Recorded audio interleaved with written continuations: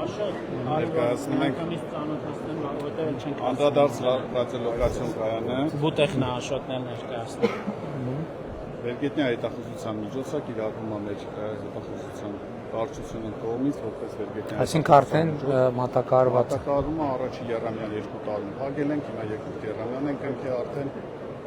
հայտնաբերում է շարժվող թիրախներ, մատ, տեխնիկա, տարբերակում է, հիմա